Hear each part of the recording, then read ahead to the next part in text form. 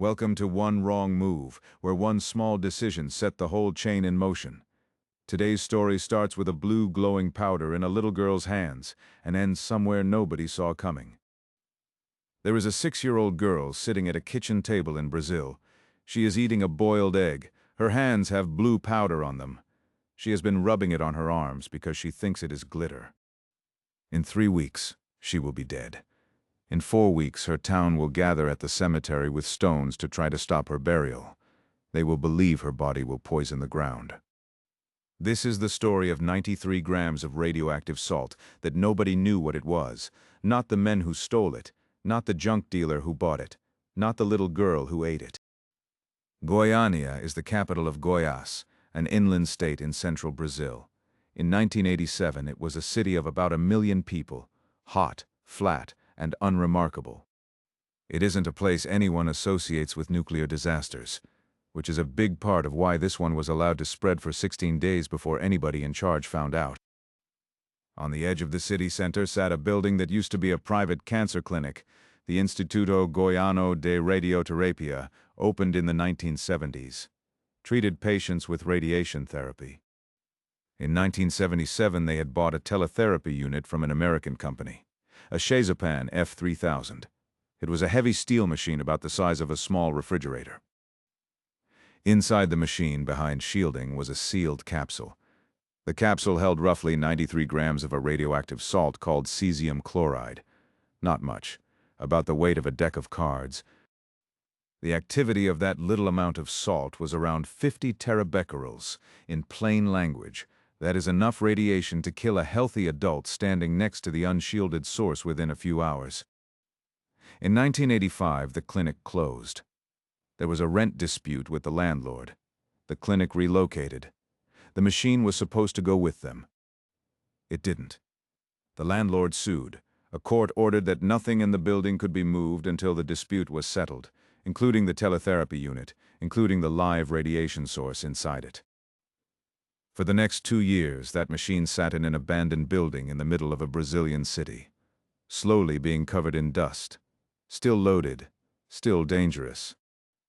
The clinic owners knew it was there. The courts knew it was there. The National Nuclear Energy Commission of Brazil had paperwork on it, and nobody went to get it. There was supposed to be a security guard, one man, hired to watch the building at night and keep people out. Saturday, September 12, 1987. The guard didn't show up to work. The front gate was unlocked. The building was open. That is the first domino. A guard who skipped a shift. A gate nobody closed. A lock nobody checked. The clinic owners are in town. The lawyers are in town. The Nuclear Energy Commission has the paperwork. None of them get in the car that night and drive over.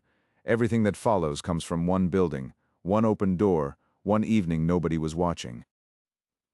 Sunday morning, September 13th, 2 men come looking for scrap metal. Their names are Roberto dos Santos Alves and Wagner Mota Pereira. They aren't thieves in the way you might think. They are scavengers. They make a living climbing through abandoned buildings and pulling out anything heavy and metal that they can sell. They find the teletherapy unit in a back room. It is heavy. It is solid. It looks like it is worth money. They get a wheelbarrow. They wheel the source assembly out of the clinic and down the road to Roberto's house a few blocks away. Neither man has ever heard the word cesium. 2 days later, on September 15th, Wagner starts vomiting. He thinks it is food poisoning. His hands begin to blister. Within days, one of his fingers will turn black. He'll lose part of it to amputation. He still doesn't know what's wrong. September 16th. Back at Roberto's house, he is still trying to get the machine apart. He wants to sell the metal. The inner capsule won't come loose. He picks up a screwdriver. He forces the tip of the screwdriver into the seam of the capsule and pries. The metal protests. Then something gives a small pop, a soft hiss of powder against the screwdriver shaft. For the first time in 16 years, the cesium chloride inside is exposed to open air. Roberto doesn't notice anything different yet. He is looking at metal. He goes back to trying to break the housing apart. That night, after the sun goes down, Roberto notices something. The stuff inside the capsule is glowing, a soft, steady blue, like nothing he has ever seen. It is the first beautiful thing he has ever pulled out of a scrap job. He doesn't know he is looking at his own death. If you're still with me, hit subscribe. Because what happens over the next 6 days is the worst part of this story. It happens inside the house of a man who thinks he just got rich. September 18th. Roberto takes the punctured source assembly to a scrapyard a few blocks away. The scrapyard belongs to a man named Devar Alves Ferreira. Devar buys the piece for the equivalent of about $25 American. He hauls it into his garage. He has no idea what he has bought. When night falls, Devar walks into his garage and sees the same thing Roberto saw. The stuff is glowing, blue, soft, alive-looking. Devar isn't a scientist. He is a man who runs a junk shop. What he thinks he is looking at is some kind of gemstone or a supernatural object, something valuable. He carries a piece of it around in his shirt pocket. He brings more of it into his house. He calls his wife, Maria Gabriela, to come and look at it. Over the next 6 days, Devar shows the blue powder to everyone he knows, friends, neighbors, family. He hands out small samples. This is the hardest part of the story to watch. Nobody in this chain is acting stupid. Nobody is being reckless. They are doing what you would do if a friend handed you something beautiful and said, "Look." His brother Ivo comes to the scrapyard. Ivo asks to take some home. Devar wraps a piece in paper and hands it to him. September 24th, Ivo brings the powder into his own house. He puts it on the kitchen table. He wants to show his wife and daughter. His daughter's name is Lead das Neves Ferreira. She is 6 years old. She sees the blue powder on the table. Her father is in another room. Her mother is at the stove. Lyda picks some of the powder up with her fingers and rolls it between them. It is soft, dry, almost like flour. She rubs it on her arms. She rubs it on her face. She puts a little on her eyelids, the way she has seen her mother put on makeup. It is pretty. It sticks to her skin. She thinks it is glitter. She sits down to eat lunch, a boiled egg. Her hands are still blue. She eats the egg with her fingers. Somewhere in this ordinary kitchen, at this ordinary table, a 6-year-old girl is swallowing cesium-137 with her lunch. Her absorbed dose over the next several days will reach about 6 grays. That is above the lethal level for a grown man.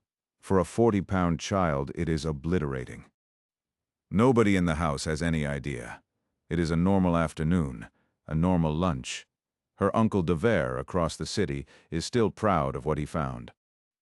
By September 25th, people around Devar's scrapyard are sick. His employees are vomiting. Gabriela has diarrhea. A woman across the street is losing her hair. The doctors they see tell them it is a stomach bug, or the flu, or food poisoning. Nobody connects the illness to the pretty blue powder. Nobody has any reason to. The cesium keeps spreading. Devar's remaining scrap is sold to a third scrapyard across town. The contamination is now in at least 4 neighborhoods. Lyda in her house gets tired, then more tired, then she stops eating. Her mother puts her to bed. September 28th, 15 days after the theft, Maria Gabriela Ferreira finally makes a connection that no doctor has made. Everybody who is sick has been to her husband's scrapyard. Everybody.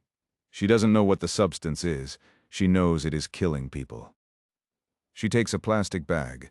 She walks into the room where her husband has been keeping the remaining pieces of the source. She puts them in the bag.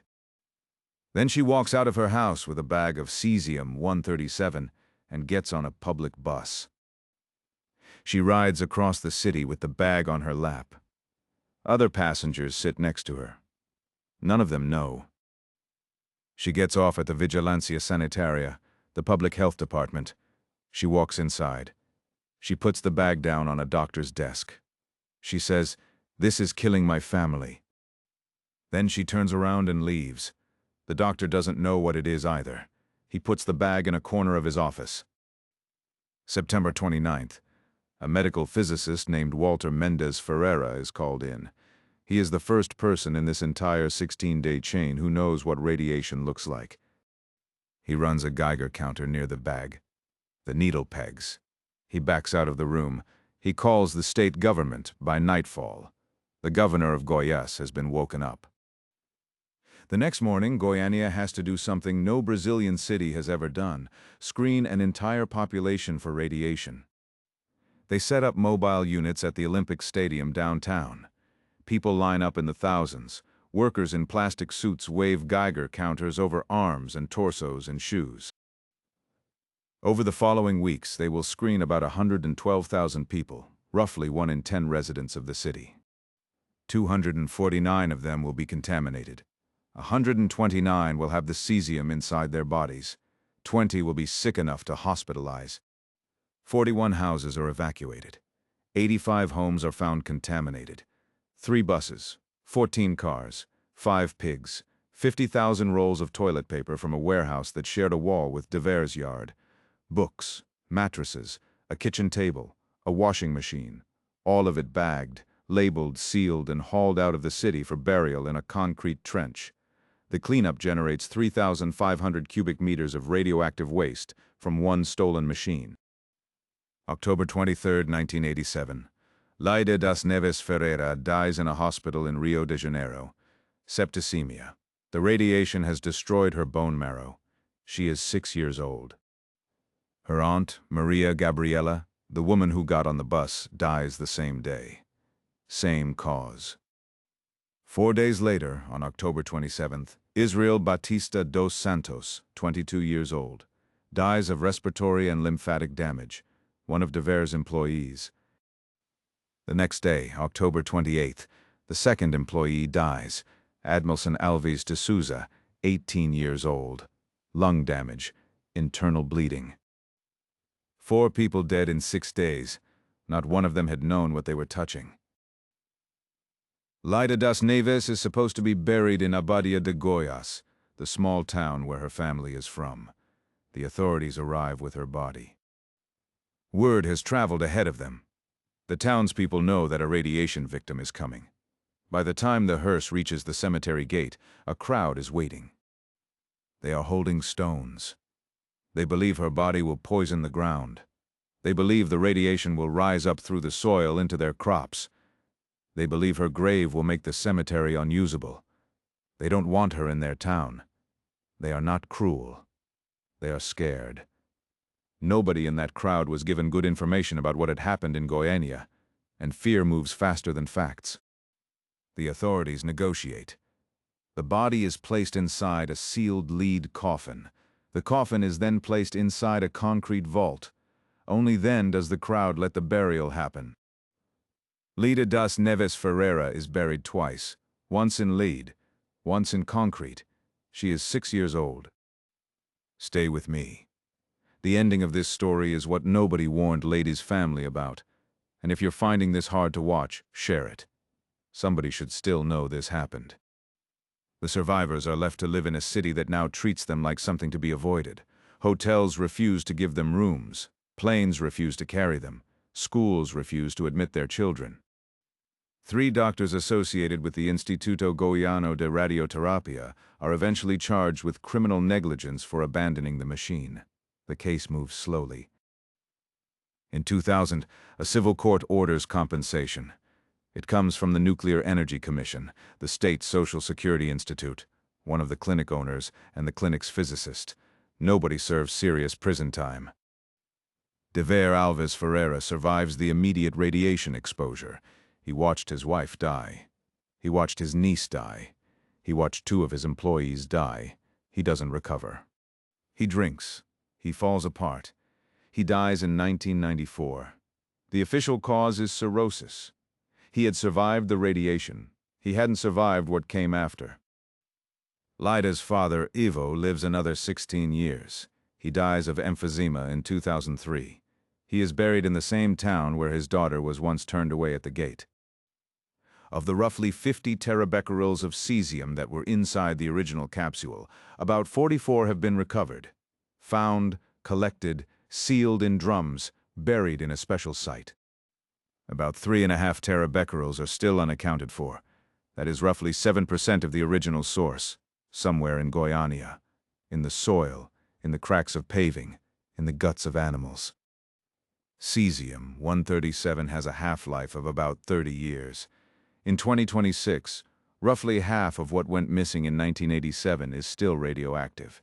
It will still be radioactive in 100 years. The clinic didn't want to pay for storage. A guard didn't show up for one shift. 2 men needed money for scrap. A junk dealer liked the way the powder looked. A brother brought a souvenir home to his kitchen table. A 6-year-old thought it was glitter. A mother rode a bus to a health department with a bag of cesium on her lap.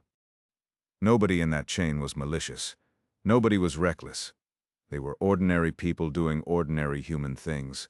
Picking up something pretty, showing it to family, eating lunch, and one object in one room had the power to kill them.